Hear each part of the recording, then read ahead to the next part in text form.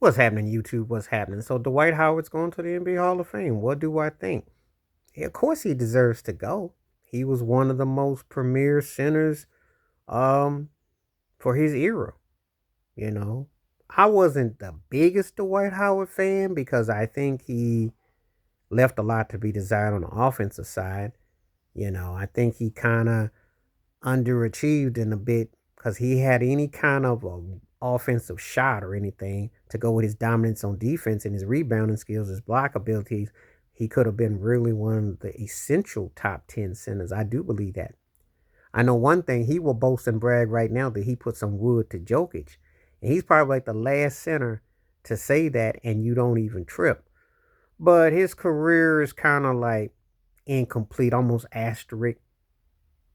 Now he can't get back into the league the last few years because he's kind of like got Diddy-ish situation. So you have to look that up.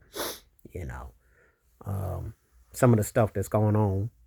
And he got dissed a lot by players and stuff. And I think a lot of the jiving of him has kind of hurt his legacy. I do believe, but I mean, the Hall of Fame ain't hard to get into. And if you had half a career, he was considered one of the best players in the league, and he was an MVP worthy candidate. A couple of years, he did lead Orlando to the finals the first time since Shaq actually won a game against the Lakers. Ironically, that's where he went, and we know how that turned out with Kobe, him, Nash, and Mike D'Antoni, and him getting called every kind of softy, the snowman, and Pillsbury Dough, roll, roll, roll, Twinkie Man, and all that because he didn't really hit like he's supposed to. And that is a shame.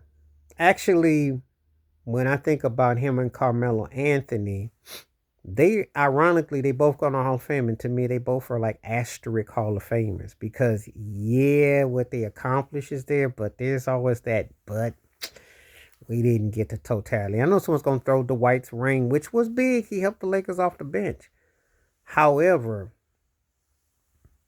now would have been interesting is if Miami had actually pulled the strings and traded LeBron for him, but back when LeBron gave up 3 quarters and was a quarter short of $1 in the finals in 2011.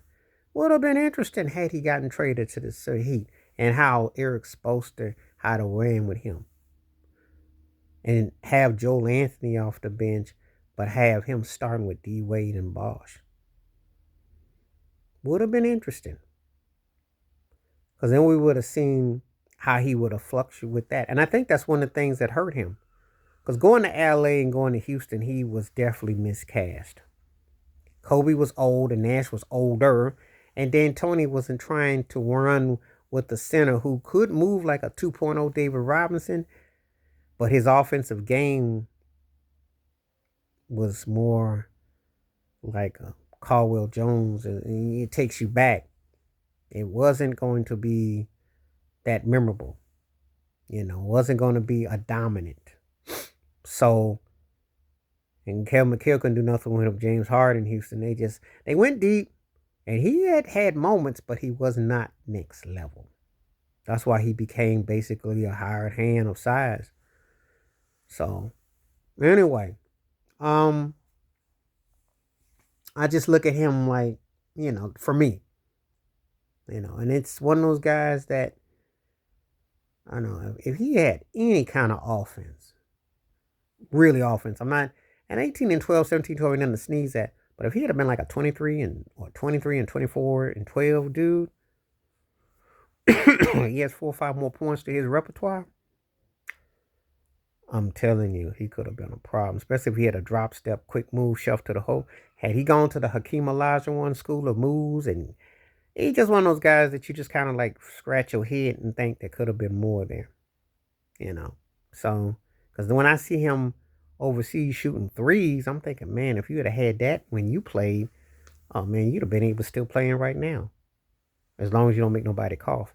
But it's just one of those things. It just wasn't meant to be. So anyway, but yeah, NBA puts you in the Hall of Fame eventually. They'll take your Nerf ball stats, your college stats, and one stats, your G League, your Z League, whatever. If they want you in, you get in. Of one of these years, you'll get in. You know. And I think it was all part of rehabilitating his image, which I guess he's not. It's suspect, but then it's not.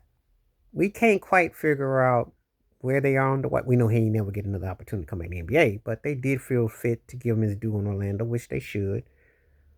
And they're going to give him his due in the Hall of Fame. So I think that's fair.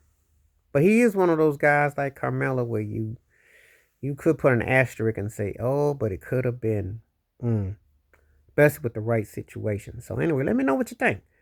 Please like, subscribe, welcome thoughts, comments, and I do respond. Thank you. Wash your hands. Keep your mind clear. Watch out for another. Share if you like. Hit that membership. Stay safe, stay blessed, stay woke, stay free. I'm my peace.